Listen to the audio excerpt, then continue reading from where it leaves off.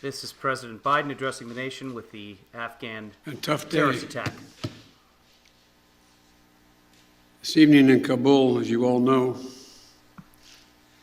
terrorists attacked that we've been talking about and worried about, that the intelligence community has assessed, has undertaken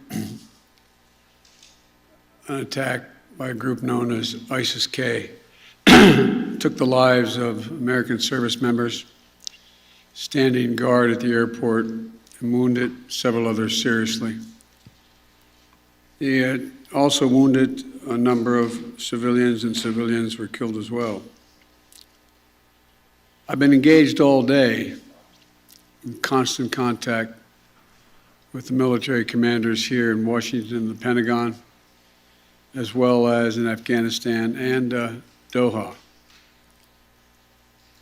And my commanders here in Washington in the field have been on this with great detail, and you've had a chance to speak to some so far.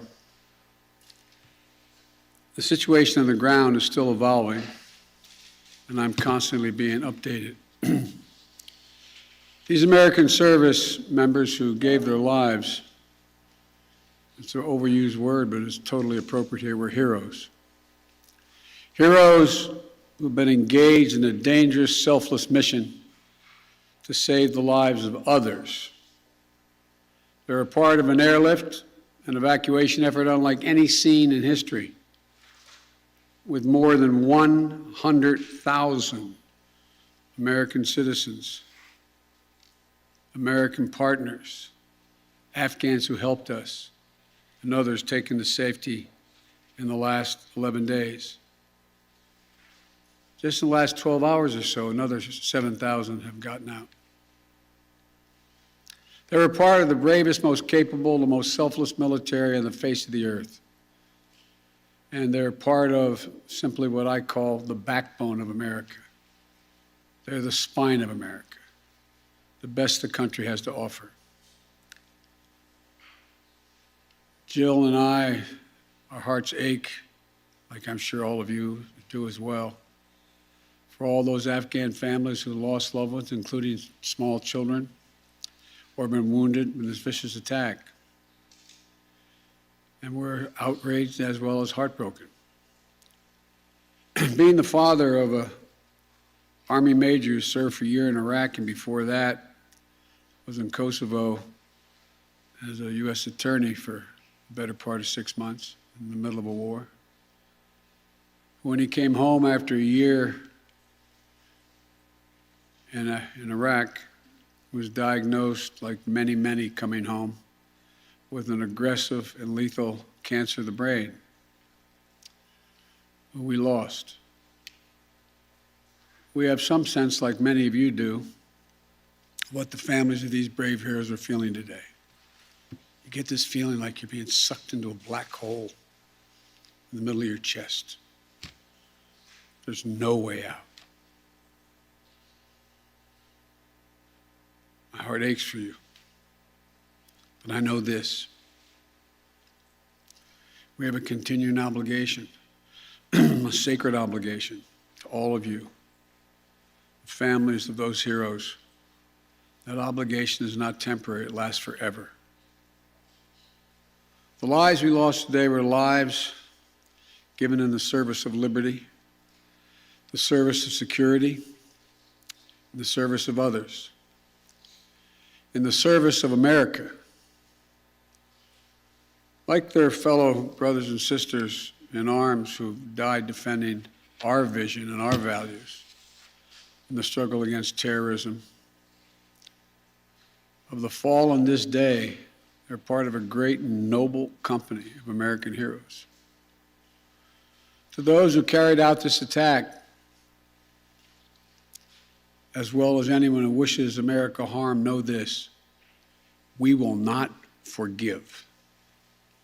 We will not forget. We will hunt you down and make you pay. I will defend our interests and our people with every measure at my command.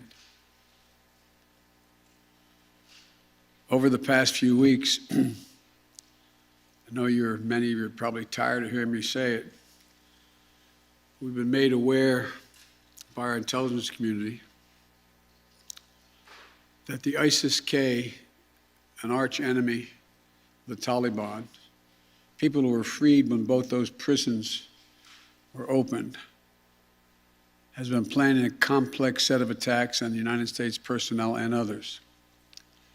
This is why, from the outset, I've repeatedly said this mission was extraordinarily dangerous, and why I've been so determined to limit the duration of this mission. As General McKenzie said, this is why our mission was designed, this is the way it was designed to operate. Operating under severe stress and attack. We've known that from the beginning. And as I've been in constant contact with our senior military leaders, and I mean constant, round the clock, and our commanders on the ground and throughout the day, they made it clear that we can and we must complete this mission, and we will. And that's what I've ordered them to do. We will not be deterred by terrorists.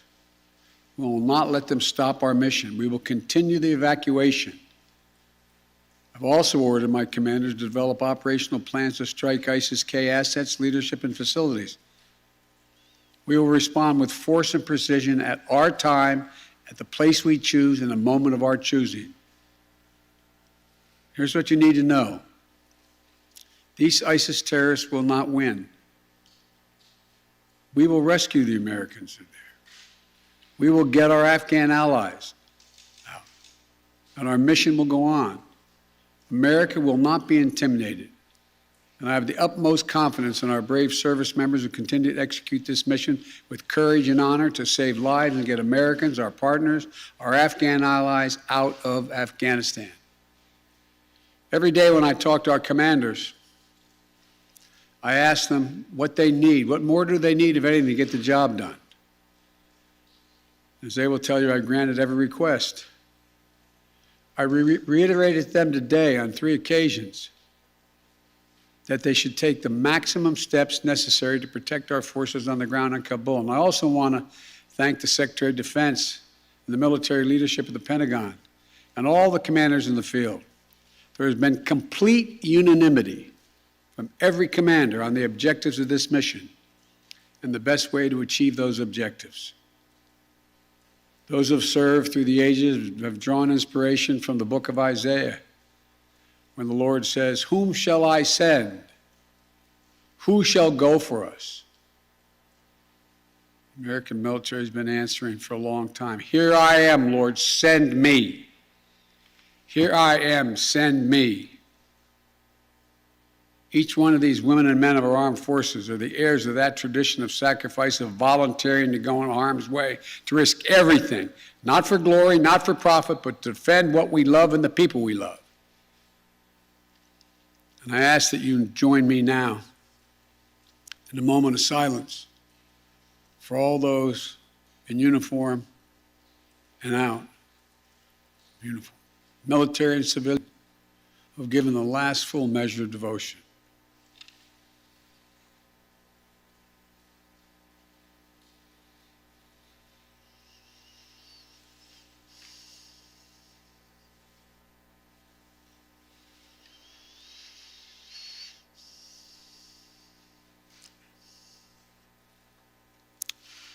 Thank you. May God bless you all, and may God protect the troops and all those standing watch for America. We have so much to do. It's within our capacity to do it. We just have to remain steadfast. Steadfast. We will complete our mission, and we will continue after our troops have withdrawn to find means by which we can find any American who wishes to get out of Afghanistan. We will find them and we will get them out. Ladies and gentlemen, they gave me a list here. The first person I was instructed to call on was Kelly O'Donnell of NBC. You have said leaving Afghanistan is in the national interest of the United States. After today's attack, do you believe you will authorize additional forces to respond to that attack inside Afghanistan? And are you prepared to add additional forces to protect those Americans who remain on the ground carrying out the evacuation operation? I've instructed the military, whatever they need, if they need additional force, I will grant it. But the military, from the chairman of the Joint Chiefs, the commanders in the field, have all contacted me one way or another, usually by letter, saying they subscribe to the mission as designed to get as many people out as we can within the time frame that is allotted. That is the best way, they believe, to get as many Americans out as possible and others. And with regard to finding, tracking down the ISIS leaders who ordered this, we have some reason to believe we know who they are, not certain, and we will find ways of our choosing without large military operations to get them wherever they are. Trevor, Reuters. Thank you, Mr. President. There's been some criticism, even from people in your party, about the dependence on the Taliban to secure the perimeter of the airport. Do you feel like there was a mistake made in that regard? No, I don't. Look, I think General McKenzie handled this question very well. The fact is that we're in a situation, we inherited a situation, particularly since, as we all know, that the Afghan military collapsed 11 days before, in 11 days, that it is in the interest of, as McKenzie said, in the interest of the Taliban, that, in fact, ISIS-K does not metastasize beyond what it is, number one. And number two, it's in their interest that we are able to leave on time, on target.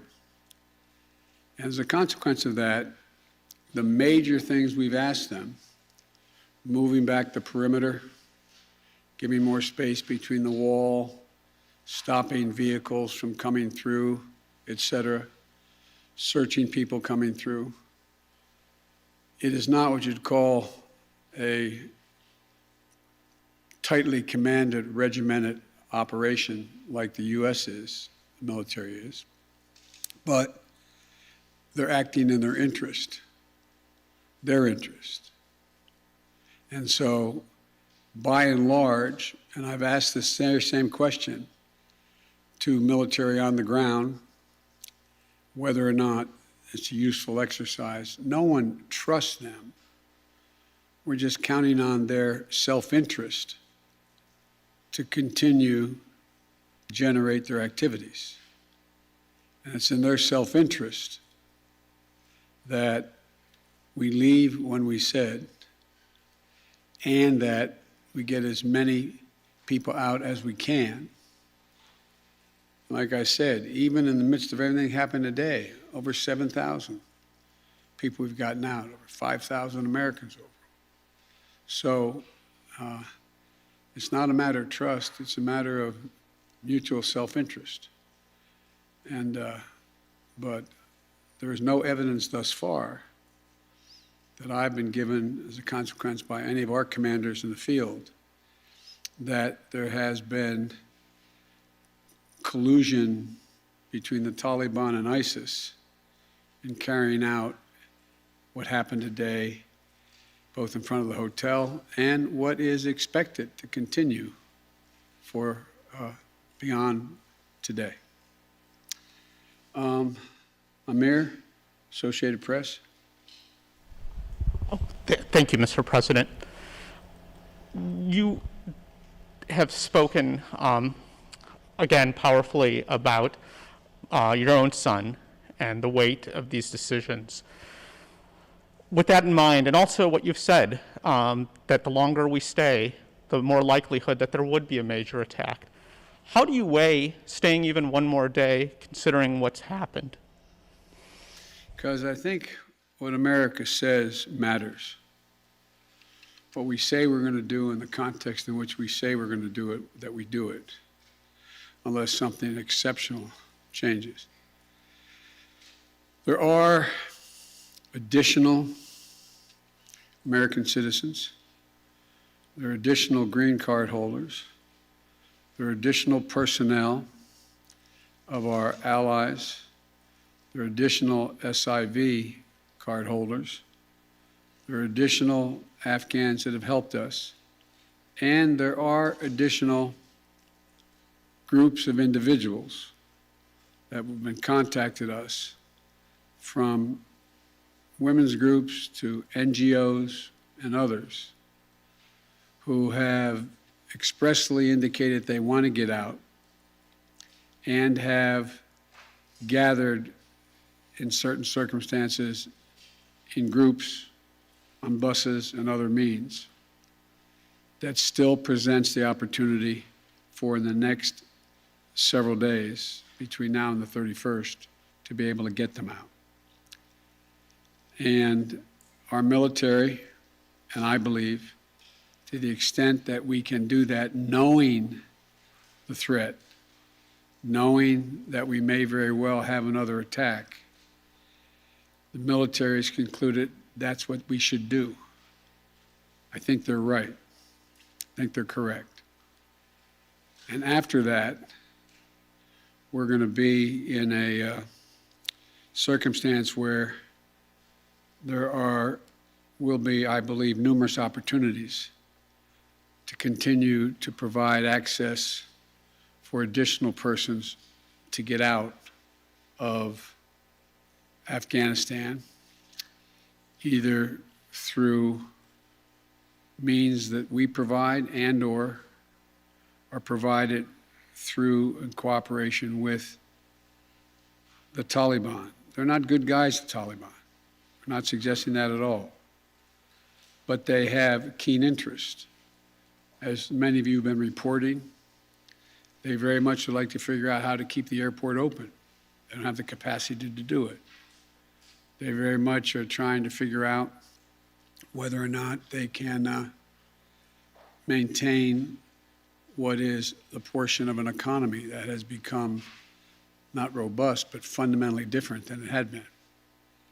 And so there's a lot of reasons why they have reached out, not just to us, but to others, as to why it would be continued in their interest to get more of the personnel we want to get out. We can locate them. Now, there's not many left that we can assess that want to come out.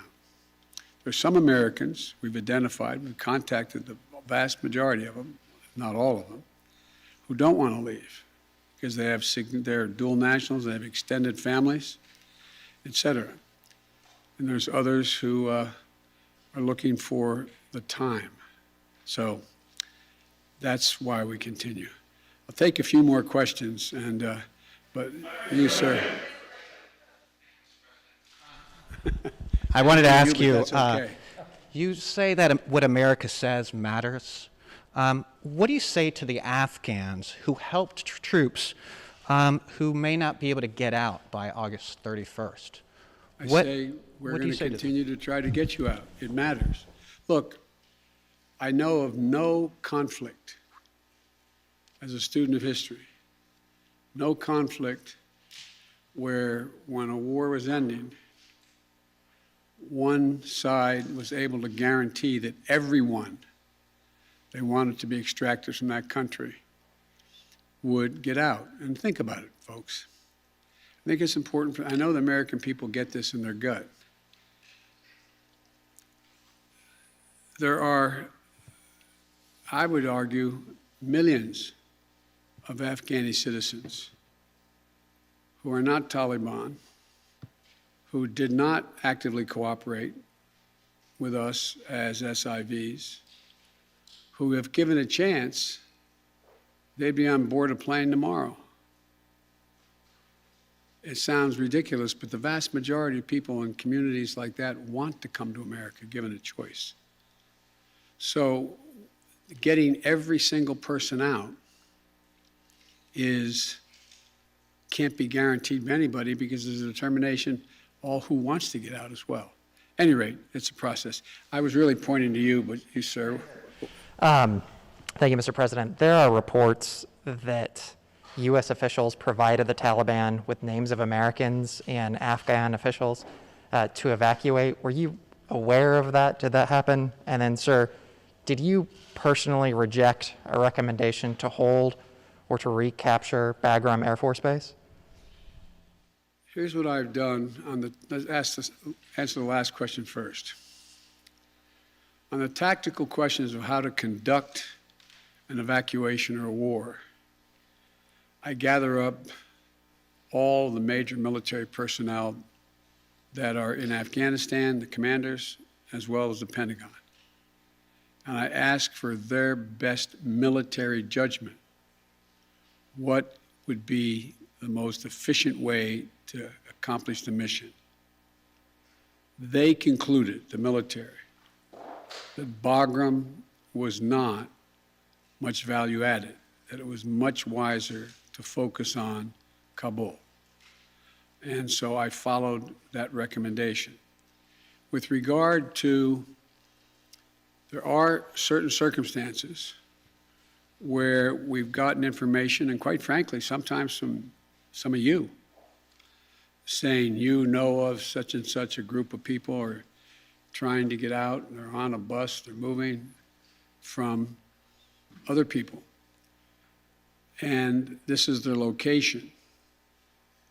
And there have been occasions when our military has contacted their military counterparts in the Taliban and said, this, for example, this bus is coming through with X number of people on it, made up of following group of people.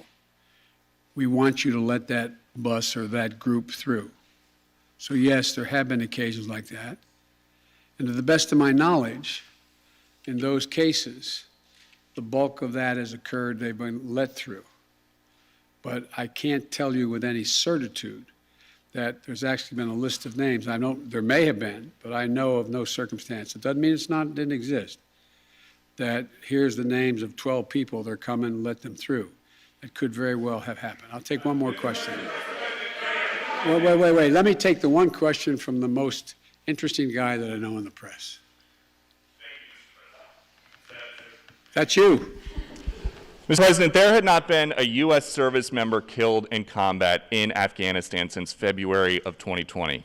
You set a deadline, you pulled troops out, you sent troops back in, and now 12 Marines are dead. You said the buck stops with you.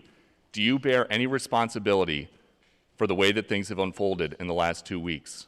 I bear responsibility for fundamentally all that's happened of late. But here's the deal. You know, I wish you'd one day say these things, you know as well as I do that the former president made a deal with the Taliban that he would get all American forces out of Afghanistan by May 1. In return, the commitment was made, and that was a year before. In return, he was given a commitment that the Taliban would continue to attack others, but would not attack any American forces. Remember that? I'm being serious. No, I'm asking you a question. Because before... No, wait a minute. I'm asking you a question. Is that accurate, the best of your knowledge? What? I don't think it's the issue that, do you think that people have an issue with pulling out of Afghanistan or just the way that things have happened? I think they have an issue that people are likely to get hurt. Some, as we've seen, have gotten killed, and that it is messy. The reason why, whether my friend will acknowledge it always reported it. The reason why there were no attacks on Americans, as you said, from the date until I came into office, was because the commitment was made by President Trump, I will be out by May 1st. In the meantime, you agree not to attack any Americans. That was the deal. That's why no American was attacked. A few days ago, you said you squarely stand by your decision to pull out. Yes, I do, because look at it this way, folks, and I have another meeting for real. But imagine where we'd be if I had indicated on May the 1st I was not going to renegotiate an evacuation date. We were going to stay there. I'd have only one alternative: pour thousands of more troops back into Afghanistan to fight a war that we had already won relative to why the reason we went in the first place. I have never been of the view that we should be sacrificing American lives to try to establish a democratic government in Afghanistan, a country that has never once in its entire history been a united country and is made up, I don't mean this in a derogatory, made up of different tribes who have never, ever, ever gotten along with one another. And so, as I said before, and this is the last comment I'll make, we'll have more chance to talk about this, unfortunately, beyond, because we're not out yet.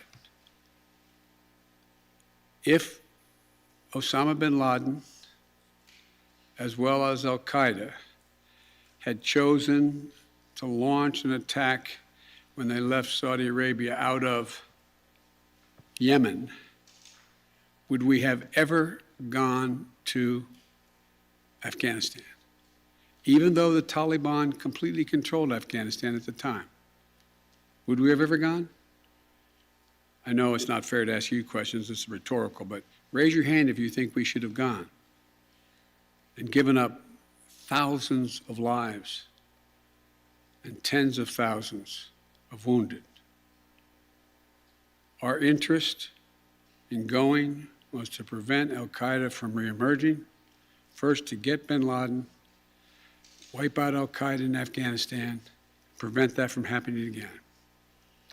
As I've said 100 times, terrorism is metastasized around the world. We have greater threats coming out of other countries, a heck of a lot closer to the United States.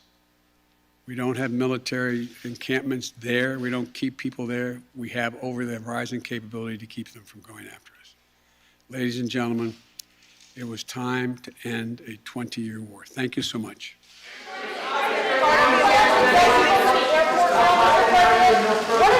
Will you recognize the power of the government?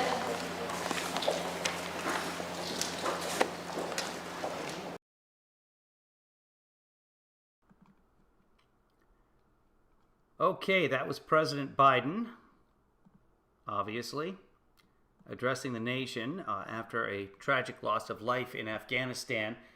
12 service members killed, at least 15 injured.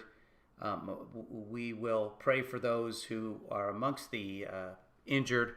I'm going to go back. I was actually, unfortunately, dealing with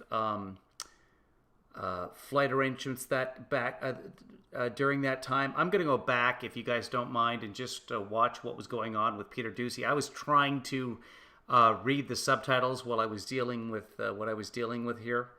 Let's go back so I can just catch up on that, because that's always volatile. People, they're coming, let them through. It could Service. I'm the most interesting guy that I know in the press. That's you. Mr. President, there had not been a U.S. service member killed in combat in Afghanistan since February of 2020. You set a deadline, you pulled troops out, you sent troops back in, and now 12 Marines Extended a deadline. A deadline was already set for May. are dead. You said the buck stops with you. Do you bear any responsibility for the way that things have unfolded in the last 2 weeks? I bear responsibility for fundamentally all that's happened. There you go. Okay. Correct answer. Of late. But here's the deal. There you go. You know, I wish you'd one day say these things. You know as well as I do that the former president made a deal with the Taliban that he would get all American forces out of Afghanistan by May 1. In return, the commitment was made, and that was a year before. In return, he was given a commitment that the Taliban would continue to attack others, but would not attack any American forces. Remember that? I'm being serious. No, I'm asking you a question. Because before... No, wait a minute. I'm asking you a question. Is that accurate, the best of your knowledge? What? I don't think the issue that, do you think that people have an issue with pulling out of Afghanistan or just the way that things have happened? I think they have an issue. Oh, see, Biden should have hammered on that question. Is that accurate? Gotten Peter to answer the question. Peter goes right on to his next question. Stand your ground. That people are likely to get hurt. Some, as we've seen, have gotten killed. Are likely to get hurt.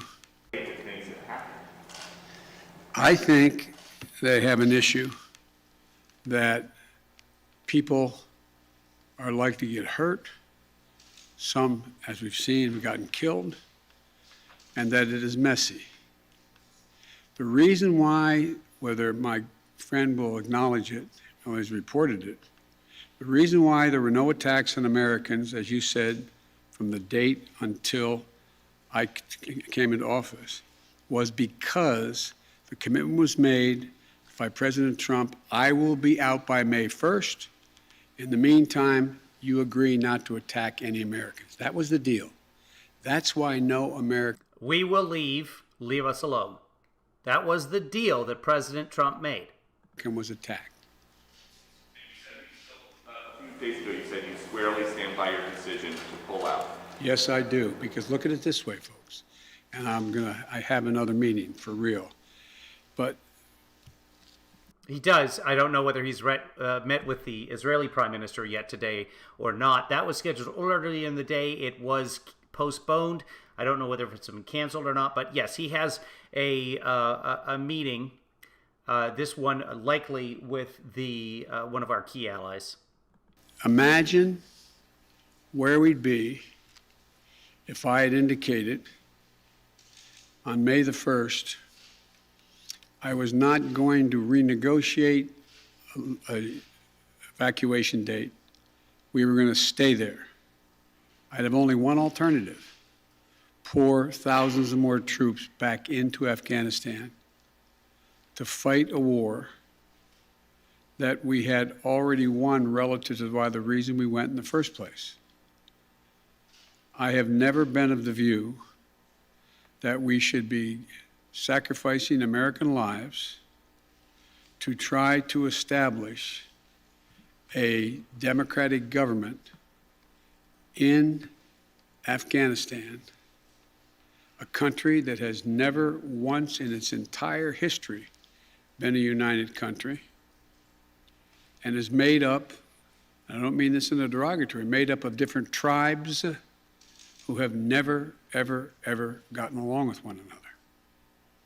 And so, as I said before, and this is the last comment I'll make, we'll have more chance to talk about this, unfortunately, beyond, because we're not out yet.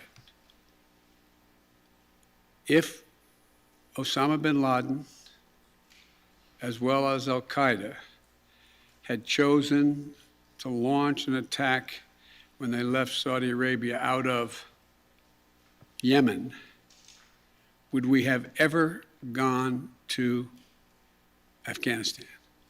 Even though the Taliban completely controlled Afghanistan at the time, would we have ever gone? I know it's not fair to ask you questions, it's rhetorical, but raise your hand if you think we should have gone and given up thousands of lives and tens of thousands of wounded. Our interest in going was to prevent al-Qaeda from reemerging, first to get bin Laden, wipe out al-Qaeda in Afghanistan, prevent that from happening again. As I've said 100 times, terrorism is metastasized around the world. We have greater threats coming out of other countries, a heck of a lot closer to the United States. We don't have military encampments there. We don't keep people there. We have over-the-horizon capability to keep them from going after us. Ladies and gentlemen, it was time to end a 20-year war. Thank you so much.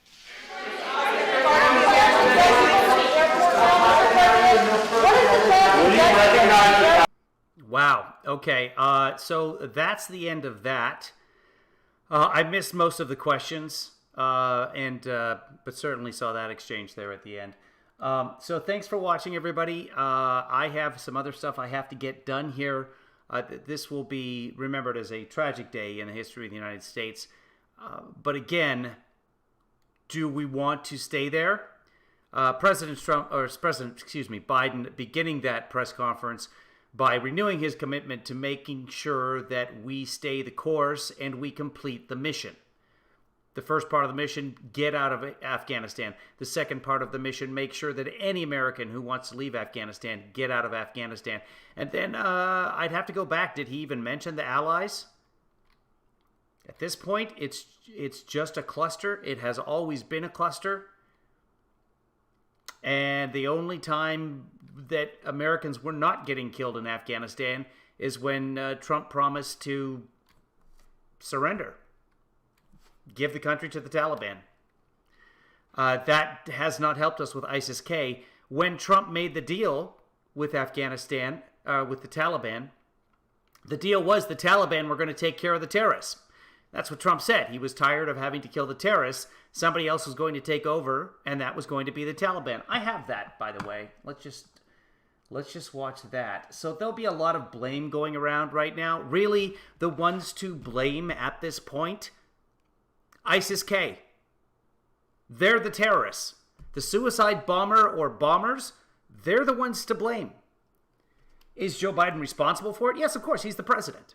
He's the president right now. The calls for him to resign are ridiculous. He's doing his job. Literally doing his job. Do Americans want to stay in Afghanistan? Yes, some do. Kevin McCarthy does.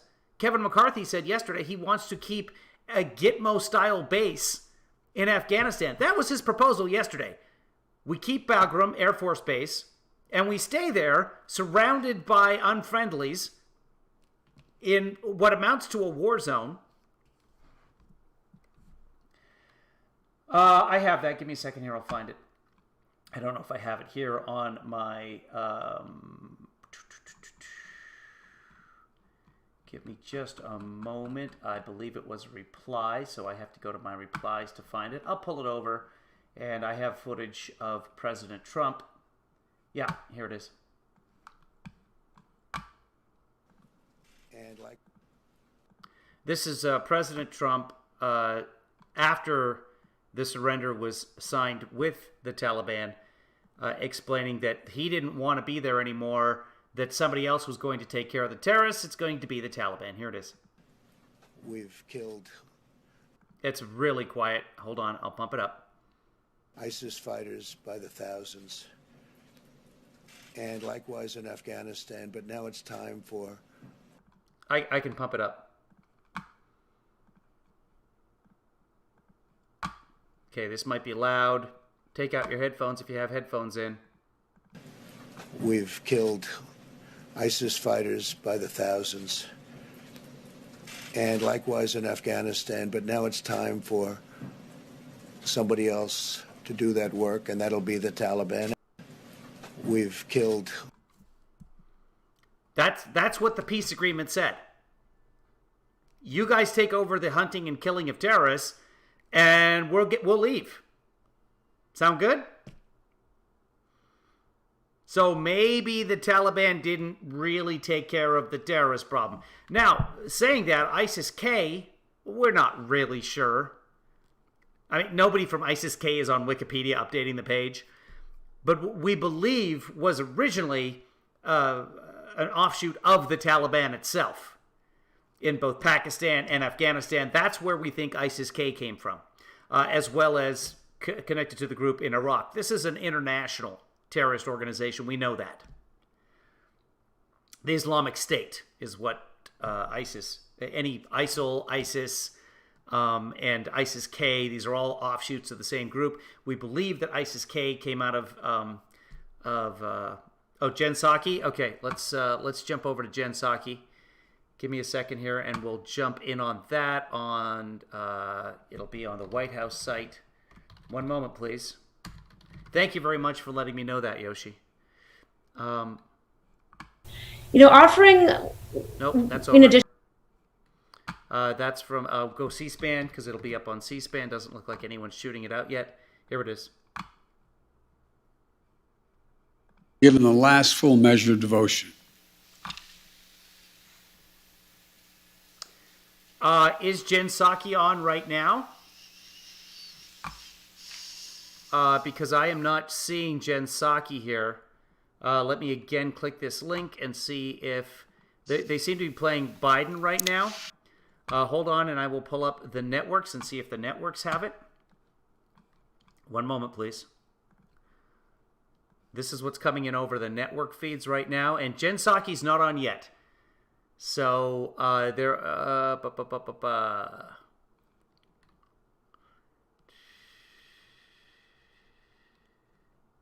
So you've got the former general on Fox, Jack Keane, who's been very critical of Biden. No kidding.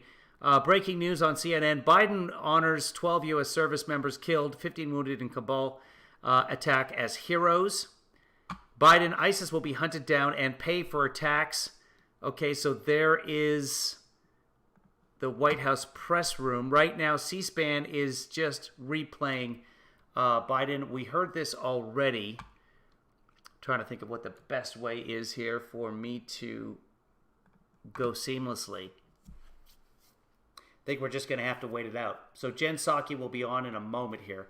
Here are the questions. I missed this. Let's watch this. If you will authorize additional forces to respond to that attack inside Afghanistan, and are you prepared to add additional forces to protect those Americans who remain on the ground carrying out the evacuation operation? I've instructed. Let me jump back and go live here. I will grant it. But the military, from the chairman of the Joint Chiefs, the commanders she's in the on, field, and C-SPAN's not carrying it. Let's jump over to. Contacted me one way or another, usually by letter, saying they subscribe. I don't know what's going on with C-SPAN. We'll pick it up elsewhere. Was he lowering expectations for smaller but still significant population that's trying to get out, that's still there?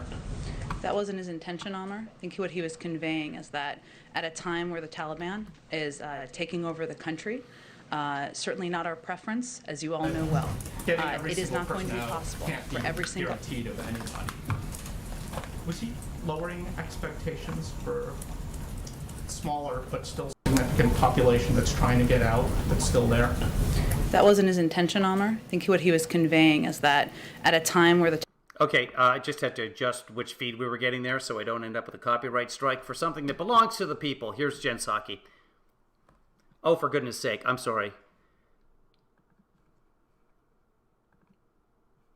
Come on, learn how to use a mouse. States and its territories, and possessions until sunset on August 30th, 2021, in honor of the victims of the senseless acts of violence in Kabul, Afghanistan. With that, Amr. Thanks.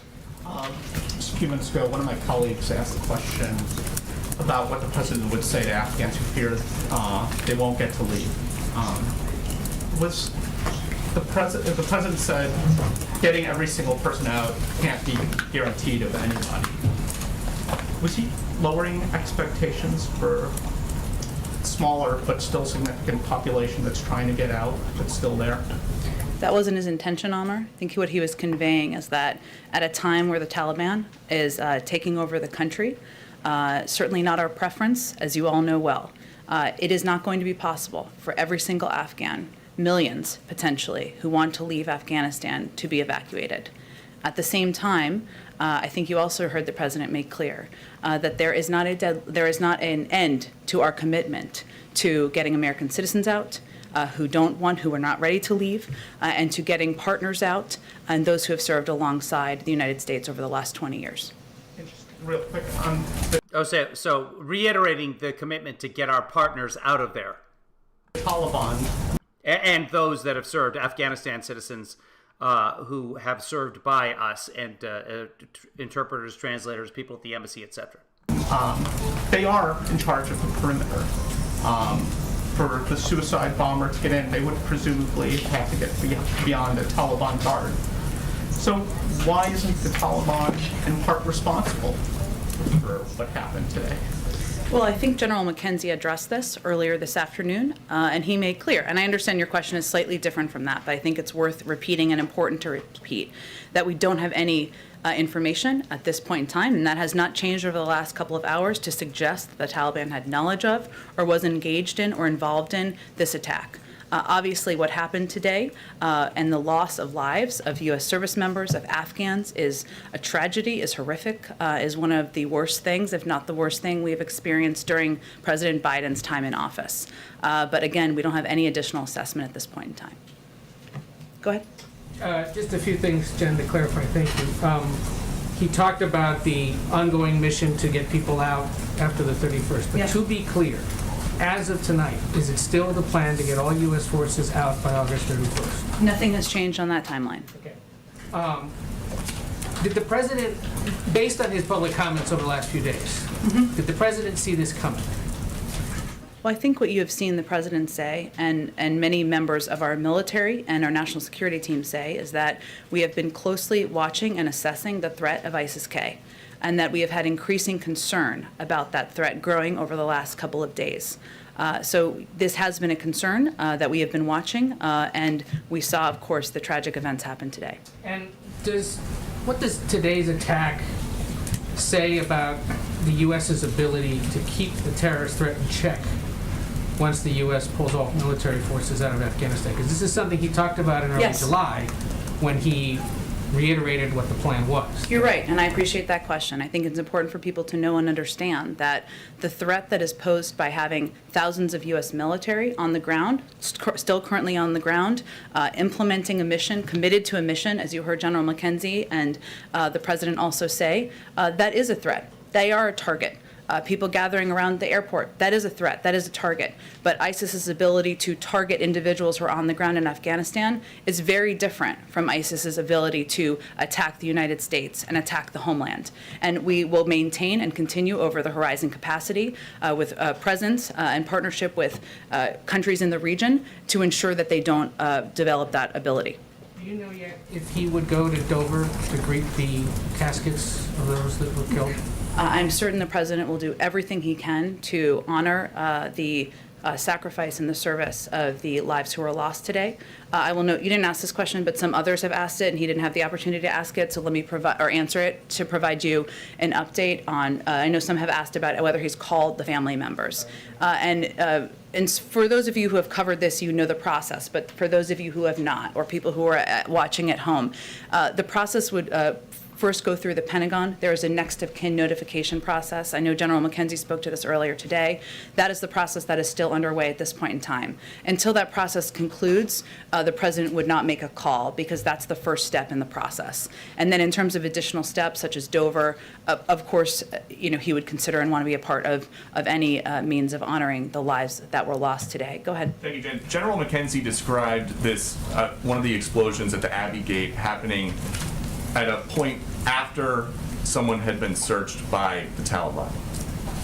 How is the United States still going to work with the Taliban the way that the president is describing, or just did in his remarks, to get American citizens and Afghan allies out if that is what we're working with?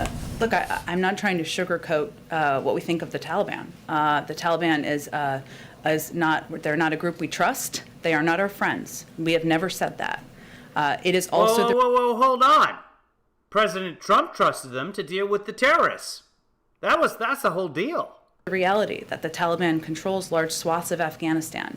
And to date, because of coordination with the Taliban, we've been able to evacuate more than 104,000 people, save 104,000 lives. And that coordination is necessary in order to continue our evacuation measures. Now, I understand your question, Peter, and the questions of others on what they knew or what their role was. There's no assessment we have at this point in time of their involvement in this. Obviously, that's at this time. If that changes, we will let you all know. And does the president really think that they are going to be reliable partners if we're already getting reports that they're not letting Afghans to the airport and the U.S. is still at the airport? Well, I think you mean after the 31st or moving over the next couple of days? Well, we've heard that it's already happening. So does he think that's going to get Well, better? I'd note also that, as the president just said, more than 7,000 people have been evacuated over the course of the last 12 hours. That is while there was an active attacks that were happening. Those are individuals who were let through gates, who were let onto planes, and got us well over 100,000 people who have been evacuated. Again, this is not about trust. This is not about relying on the Taliban as an equal partner. No one is suggesting that. But because they control large swaths of the country, including a lot of the security perimeters around the airport, we have to coordinate with them in order to get people out. We'll continue to do that. Go ahead. But so one more thing I would say is that we have an enormous amount of leverage. This is our view. Over time. That includes economic leverage. It includes leverage that we will make clear to the Taliban as it relates to coordination to continue to get American citizens and our partners out. Go ahead. Jen, there have been reports of explosions happening throughout the afternoon in Kabul, or evening now, obviously. And some reporting to indicate that this is the beginning of a process of the U.S. military beginning to destroy equipment on the ground. Can you confirm that that's what's taking place? I would refer you to the U.S. military on specific steps of their retrograde process, which, as we know, would have to take place in advance of a departure. And then in terms of what we've heard from the Pentagon and then the president just articulated, which is his confidence that they have enough troops on the ground at this point to continue to facilitate the mission. I guess the question is, how can that be the case given what we saw today, the tragic loss of life? Doesn't that call for additional troop levels potentially needed, reinforcements needed on the ground? And additionally, what is the concern for the ongoing threat that ISIS-K continues to pose to these efforts? There is an ongoing threat. And every day that our troops are on the ground, they are at risk. And that's a reality. And as you saw the Pentagon brief out earlier today, these were attacks that we had obviously had intelligence in terms of over the last several days of our rising concerns. But I will tell you that as it relates to your first question, Mike, I've been sitting in these meetings as well, and every single meeting the president asked the Pentagon, nearly every meeting before they conclude, is there anything else you need to conclude your mission? Do you need equipment? Do you need troops? Do you need resources? He's asked them that again today as it relates to completing their mission over the next coming days and going after the individuals, the terrorists who killed service members today as well. Go ahead. Thank you, Jen. You just noted you were in some of these meetings today. Was there ever a point where the president was reconsidering this deadline of having all U.S. forces out by August 31st? No, and here's why. The president relies on the advice of his military commanders, and they continue to believe that it is essential to get out by the 31st. That is their advice. And there are several reasons for that. One is the ongoing threats. And the second is that we want to be able to have the ability to get individuals out who have been partners of ours after the 31st. And they believe the best way to do that is to stay on that timeline at this point in time. And does the White House still anticipate that those flights of mass evacuations will end before the actual 31st?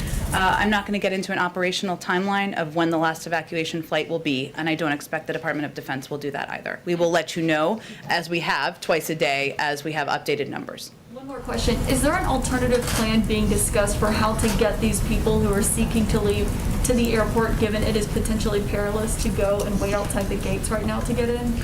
There are a range of operations and operational approaches that our commanders and military on the ground have been utilizing over the course of several days, if not more. I'm not going to outline those from here, but that is why they're in touch with American citizens, why they're in touch with partners we're working to evacuate, to get them safely to the airport and evacuated at the appropriate time. Go ahead. Is it your opinion that the president has the authority he needs from Congress or wherever else to continue operations beyond August 31st? He kind of talked about pursuing ISIS-K wherever, whenever he needs to. Is there any expectation that he'll need any additional authority to do so? I don't believe there's an expectation of additional authority needed. And what about for military commanders on the ground? Will they need to come back in order to conduct counterterrorism operations, in order to do anything of the sort? Well, again, as the president just said in his remarks a little while ago, he's asked them to draw up plans. The president was, I don't think he could have been more clear about the fact that he believes we will not forgive, we will not forget, and we will hunt down these terrorists and kill them wherever they are. He's asked them to draw up plans. Whatever they need for those plans, he is committed to delivering on, but I don't have anything to outline for you today on that. And is it possible to do that with no military troops, no military bases in the surrounding countries around Afghanistan? Again, I would note for you, Trevor, as you know, you've covered these issues quite closely. We have a range of counterterrorism capacities in a number of countries around the world where we don't have military bases.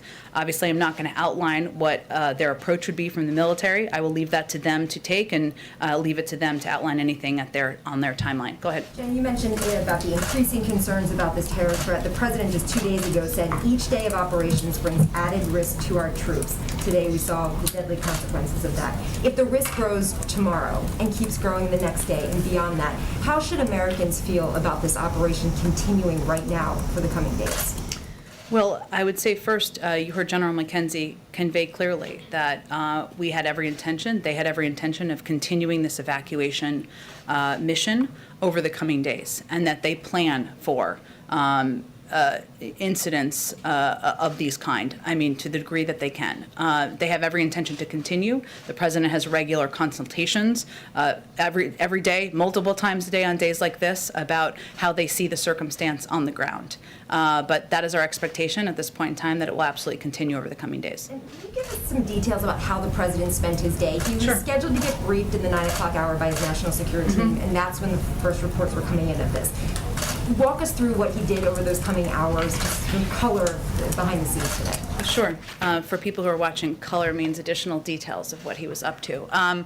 I will say, Karen, that the initial reports of the attacks came in as members of his national security team were gathering in the Situation Room for a regular meeting with the president. So they were just gathering and sitting down. So those and gathering in the room, those initial reports came in at that time. As the president arrived in the Situation Room, one of the first updates he received, of course, was about the attacks on the ground in Kabul.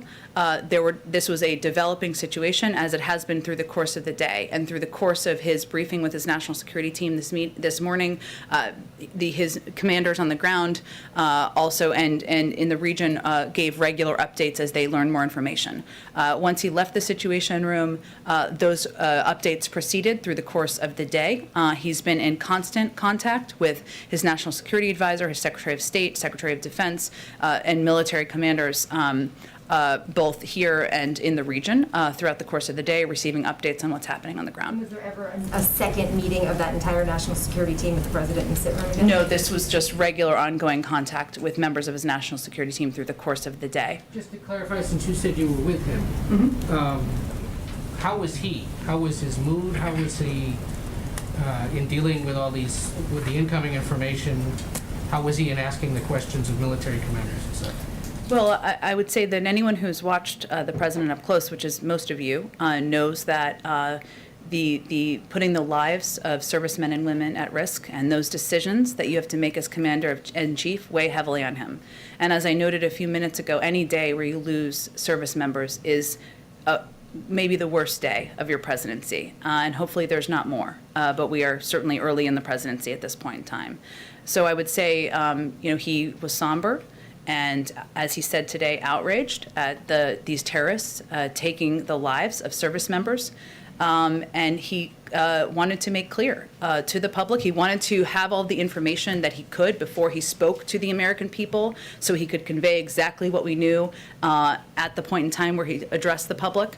And he has wanted very detailed updates of exactly what we know about what is happening on the ground. And that is why he's been in constant contact with members of his national security team. Sorry, just quickly, can you confirm the reports that it is now 13 U.S. service members who have died? I would leave that to the Department of Defense to confirm any additional casualties.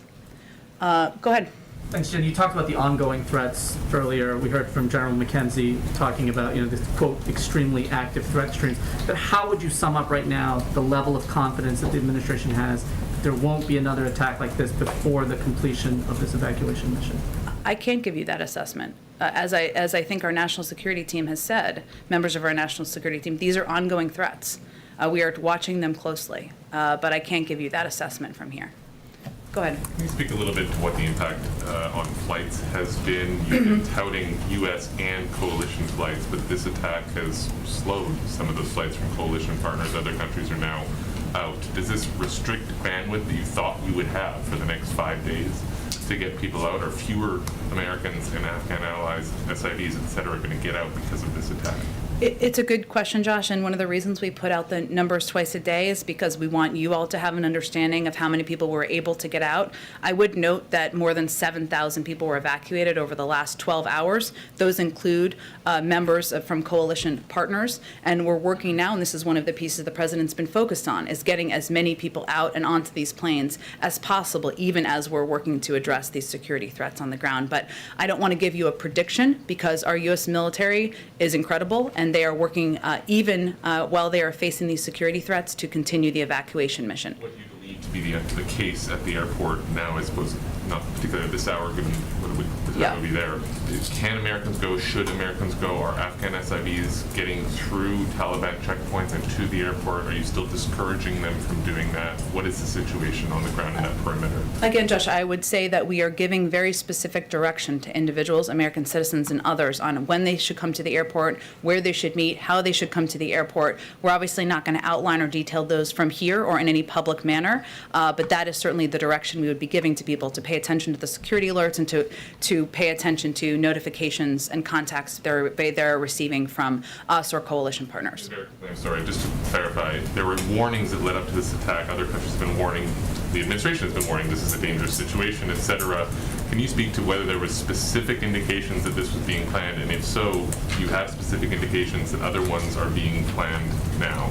I'm not going to get into specific intelligence, but I will tell you and confirm for you that the threat is ongoing, and we are continuing to watch and assess the threat. Go ahead. Thanks, Jen. President Biden has spoken a lot about the need to end the forever wars. How do you end the forever wars in Afghanistan if you are still, or if the United States is still continuing to attack ISIS-K? Well, first I would say this is a specific case today where 12 individual service members and 15 who were wounded today. And certainly I would expect any president of the United States would be clear that he will avenge those deaths and the acts of terrorists. And I don't think that came as a surprise to anyone. But the president stands by, as he outlined to all of you just in the last hour, his commitment to bringing an end to this war, as he has implemented over the course of the last month. And what we're talking about here is avenging these deaths from terrorists. We're not talking about sending tens of thousands of troops back for an endless war that we've been fighting for 20 years. If I may ask a bit of a related question to Josh. When the Obama administration was bringing in Syrian refugees, there was a lot of pushback from various states and locales about refugees coming into their communities. How do you see that situation this time around? Is this going to be different, or do you anticipate those same kind of pushback and hard feelings? We will see. But I will tell you that what we have been working to do is to work closely with governors, with localities, with local leaders, to give them detailed briefings on what our vetting process looks like, what the background check process looks like before any individual comes into the United States. And that is a background check process that's thorough before they are allowed to come in and step on U.S. soil. We also know that there are some people in this country, even some in Congress, who may not want to have people from another country come as refugees to the United States. That's a reality. We can't stop or prevent that on our own, but we are going to continue to communicate our intensive vetting process, and we've been working hard to do that behind the scenes, and we're going to continue to convey clearly that this is also part of who we are, part of the fabric of the United States, and not back away from that. Go ahead. Thanks, Jen. There is an American that's been detained by the Taliban since last year. His name's Mark Freerichs, and I'm wondering if the administration has been in negotiations to release him as part of these broader negotiations with the Taliban? We certainly raise his case in every opportunity, and it has certainly been raised, but I don't have any update on that case. And then you've said that there's a threat for these remaining days that U.S. troops are in Kabul. Are there any additional precautions that are being taken to protect these troops? Obviously, you're not going to send in additional troops, but are there any sort of other precautions that are being taken? I don't think I'm going to get into operational details of what is happening on the ground. Certainly, there are steps taken to protect our troops on the ground by the commanders who are leading the efforts on the ground. Go ahead in the middle. Oh, go ahead. Thank you, Jen. Just last week, the president said the following. We made it clear to the Taliban that any attack on our forces or disruption of operations at the airport will be met with swift and forceful response. Was this an attack? Were our forces targeted? Was this at the airport? Were our operations disrupted?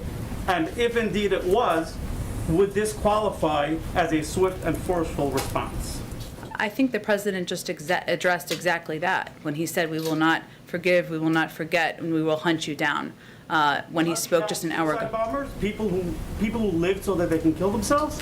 He was referring to the attack of terrorists from ISIS-K who launched this attack and killed U.S. service members. I don't think he. Going after them regardless of whether they attack service members. I don't think he could have been more clear. Go ahead. Yes, Jen. At least 67 House Democrats now have signed on to a letter asking the president to raise the refugee cap in fiscal year 2022 to at least 200,000. I think you're looking at about 125,000 right now. Is that something that the White House is willing to accept? I have not talked to the president about this specific question. What I will tell you is that what we are trying to do is get our muscles working again, both in our systems and the incredible refugee groups that are working on welcoming refugees from around the country and working on getting our vetting processes and systems around the world that need to be in good shape in order to welcome refugees, to get as many as we can. But I have not had a conversation with him about raising the cap beyond the 125. As you said, I'm happy to do that. Go ahead, Eli. Given that Kabul has been the only departure point in the country, I wonder if the administration knows how many of the American citizens left, the green card holders, SIVs, that are in the country still are outside of Kabul, and if there have been or may be in the future efforts to go out and rescue people from those more far-flung places. Yes. On your latter question, I'm not going to get into more details and will continue to be. On your former question, the vast majority are within the Kabul vicinity. But as the State Department provided an update a little bit earlier today, but I know there's been a lot happening today, so let me just reiterate a couple of these numbers. Of the 1,500 that they briefed on yesterday, roughly 500 have been evacuated. And so we're talking about roughly an additional 1,000 that we believe remain in Afghanistan. The vast majority, over 2/3, informed us they were taking steps to leave, and we are in touch with.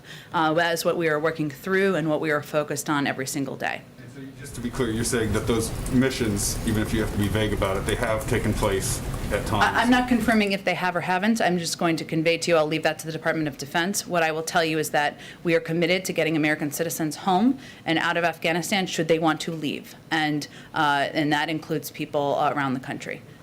Go ahead. Thanks, Jen. Earlier today, General McKenzie said that right now they are focused on other active threats to U.S. service members there on the ground. Are all the threats the U.S. is currently facing from ISIS-K? Are there other groups that may be bad actors? I'm just not going to detail additional information about ongoing live threats. Do we know if the president still feels as though the chaos and the violence that we've seen there on the ground in Kabul was all unavoidable, even at this point? You mean from about 11 days ago? Yes. Well, I would say, I've spoken to this a few times. If we go back to 11 days ago, if that is your specific question, we certainly didn't anticipate that the leadership, the Afghan government, would leave in the manner or would topple in the manner and the timeline that they did, or that the Afghan National Security Forces would cease to protect the airport and parts of Kabul. That is not what we anticipated in that timeline. That is true. What I will say and reiterate again is that within 24 to 48 hours, we had secured the airport, and since then we've evacuated more than 104,000 people. Thank you. Go ahead. How would you describe the relationship right now with the Taliban in light of the attack? And are they still helping out with security? Or what's their relationship right now? Again, this is not a friendship or a relationship where there is trust. It's based on trust, but we are continuing to coordinate to move American citizens, to move Afghan partners and our allies out. And the fact that we have evacuated 7,000 people in the last 12 or 13 hours now is evidence of that. Go ahead. Thanks, Jen. So 2 Republican senators so far have called on the president to resign over the attacks in Afghanistan today. What's the White House's response to that?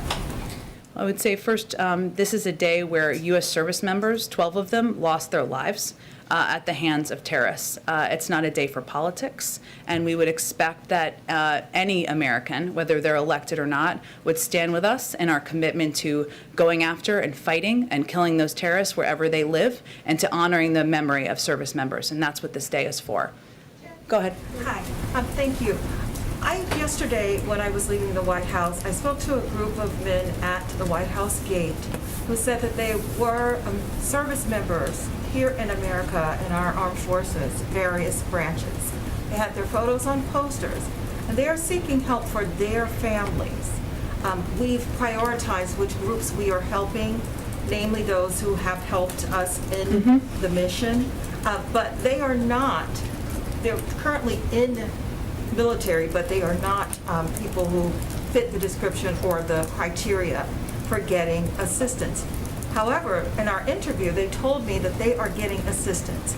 Can you speak to this prioritization and who really is eligible to get assistance going forward, considering what happened today? I know you've already spoken to it, but can you drill down a little bit to make sure people know who we are allowing into the country at this point? I'm not sure that I totally understand your question, but let me do my best. American citizens, which I assume these U.S. service members are. They serve here in our country, but they're from Afghanistan, and they have family members there. So they said they went to the State Department, and the State Department was helping them get their family members in, and they wanted to get attention so that other people in their situation could get their family members in. And they didn't seem to fit the criteria, so I'm just asking you to clarify. Are you concerned that we're helping the family members of people who have fought by our side for 20 years, helping them come to the country once they've been through a thorough vetting process, or what's the root of your question? No, the root of my question is consistent information for those who need help. So I've been doing some reporting around people getting correct information about the process. So I want to be able to say in my reporting, if you meet these qualifications, you are the folks who can come into the country. And I think a lot of people want to know that information. Does that make sense? I think we've been very clear, Mona, that U.S. citizens, their family members, some of those are dual nationals. Many of them who are left are dual nationals. Some of them may have lived their whole lives in Afghanistan. Immediate family members, that means spouses and children. It also means SIV applicants and others who might be eligible for a range of the programs we have, and vulnerable populations. That does have a broad range of meanings because there are a lot of people who are vulnerable in Afghanistan, and we're going to work to get as many of those people out as we can. There's a range of programs. If individuals have questions, information is available on the State Department website and the Department of Defense website. Go ahead. Thank you. Over 65 Democrats in Congress are calling on Biden to raise the refugee cap to at least 200,000. I think I just answered this question. Oh, another one. Sorry. Okay. And then the president had cited intelligence data earlier in the speech that ISIS-K had been planning attacks on U.S. personnel for quite some time, and that was in part why he was trying to get everyone evacuated by August 31st. But if that was the case, then why did the administration make the decision in late July to not do more rapid early evacuations on military aircraft? Well, first I would say that we have, over the course of the last 11 days, evacuated more than 100,000 people. And that is a credit to the U.S. military and the men and women who are serving, who have been able to conduct and oversee this operation and done it at great risk. And that was an operation that began, again, just 2 weeks ago. Before that time, we'd also evacuated a number of people. I can't speak to what the difference of the ISIS threat would have been, but obviously that has been increasing over time, which we have spoken quite publicly about. Go ahead. Thank you very much. Despite the lack of true trust that you and the President and everyone is highlighting in this relationship with the Taliban, which is understandable. Having said that, there's been a remarkable level of cooperation. I mean, something no one would ever possibly have imagined, whatever, even a month ago. And as the President was saying, it's actually ongoing now, despite the incident. They're, kind of helping, try and deal with this. Given that, after the 31st, is it actually conceivable that there could be some kind of longer-term relationship on the mutual interests that the President talks about? Security, humanitarian aid, and whether you call it recognition or not, you're basically working alongside the Taliban authorities in Afghanistan long term. Well, I would say first that we will continue to work to get people out of Afghanistan even after the 31st, and we will need to coordinate with the Taliban in order to do that. I'm not going to label that a partnership or anything other than continued coordination. And we, again, believe we have a great deal of leverage in order to implement that commitment. On other issues, beyond the evacuations, let's say that gets done, hopefully it is done. But there's going to be all sorts of other things. There's going to be the security, the terrorism, from their point of view, the humanitarian aid. Could you see this kind of mutual interests agenda continuing with them? I don't want to get ahead of where we are. Obviously, we are committed to continuing to deliver humanitarian assistance to the people of Afghanistan. There are a range of international partners who are committed to doing the same thing. The United Nations also will continue to have a presence on the ground, which will be a mechanism for delivering a great deal of that assistance. And I would just reiterate again, we would need to have a continued coordination in order to continue to get people out and evacuate them, as we are going to plan to do after the 31st. Go ahead. Well, go ahead, Shelby. Thanks. I just have two for you.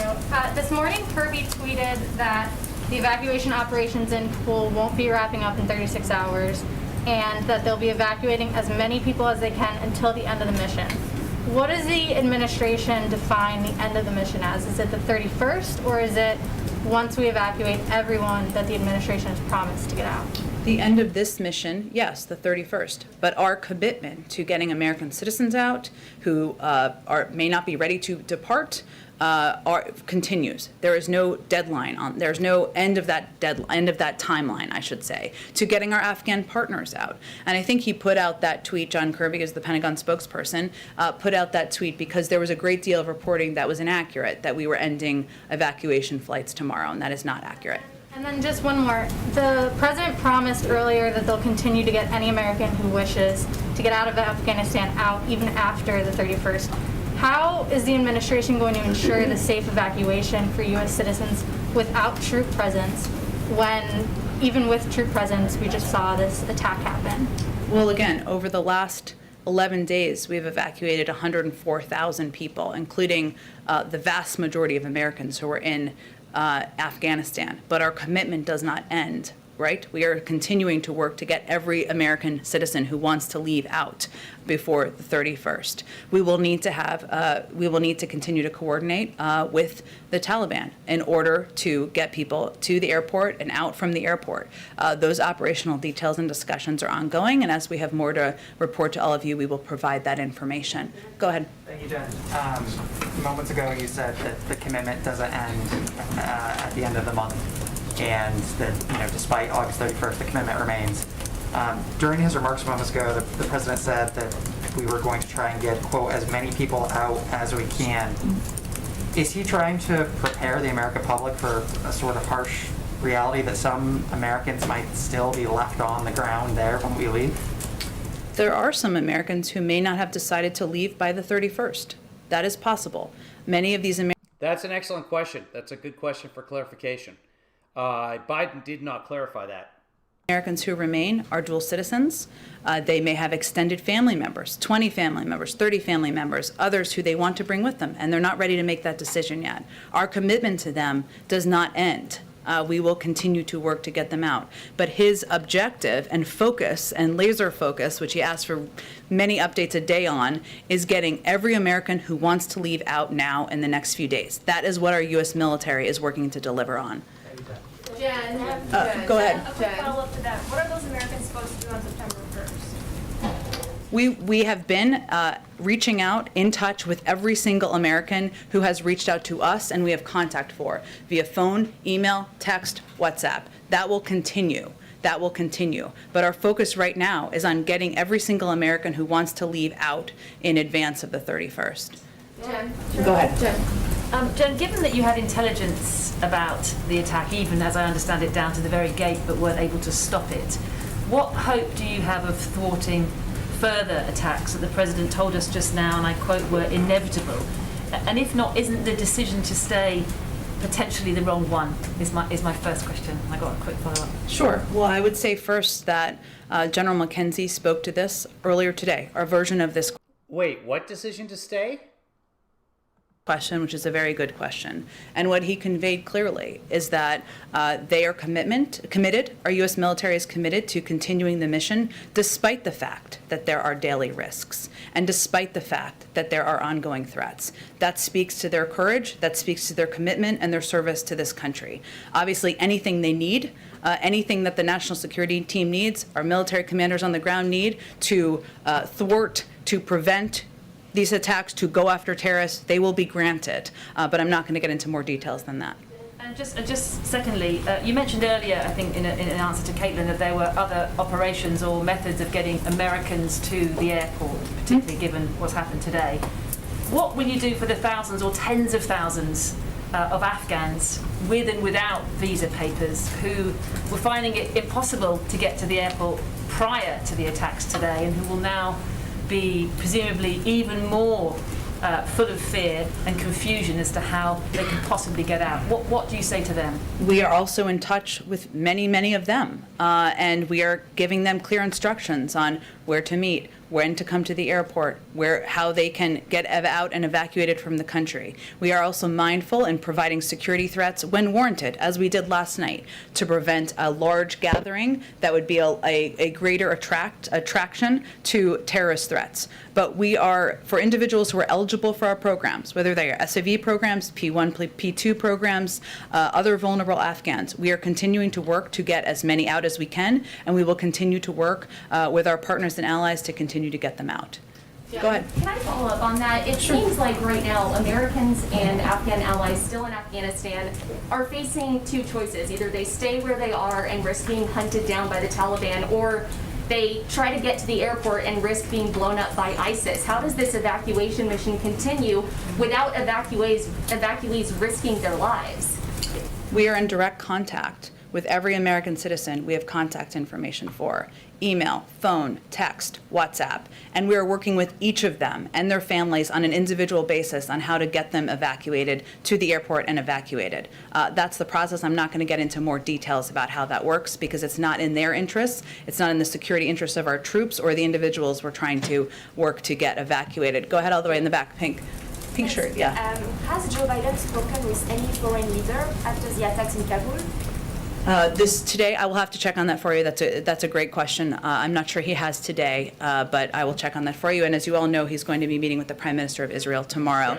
Okay, thank you, everyone. Does the President report having Secretary Austin focus on a stand down to address extremism in the military, or Mark Milley saying that the greatest threat to democracy?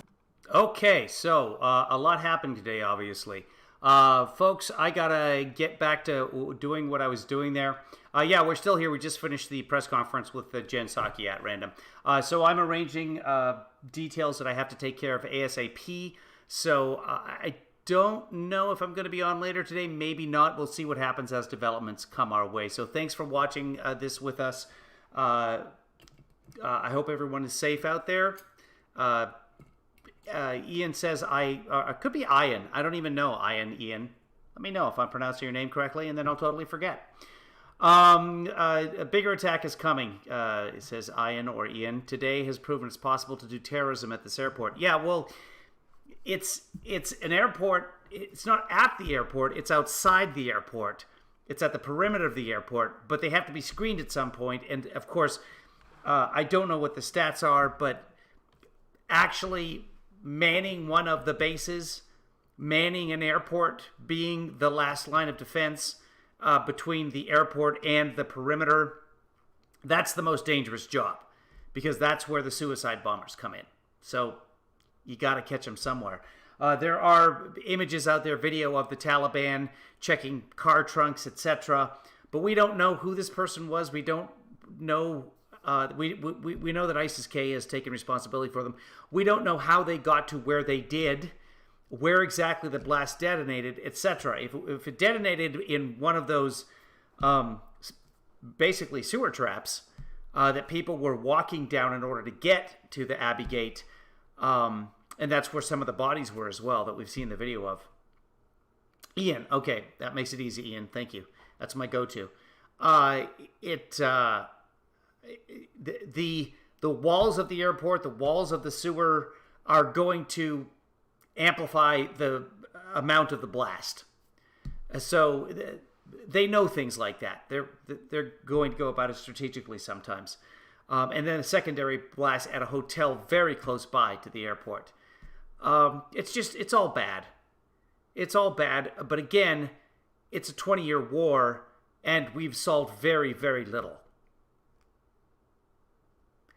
Can we get our troops out of there so that we don't have 12 Marines dying anymore? If we had done what Kevin McCarthy suggested and keep Bagram Air Force Base and make that our Guantanamo Bay inside of Afghanistan, this creates that target again in Afghanistan. I, for one, am tired of service members dying in Afghanistan. We're done. We can't go to every single country and maintain a base there. It doesn't work like that. Service members die. All right, guys. We will see you later on today, possibly, more likely tomorrow. Take care of yourselves. Take care of the people that you love. And we will see you later.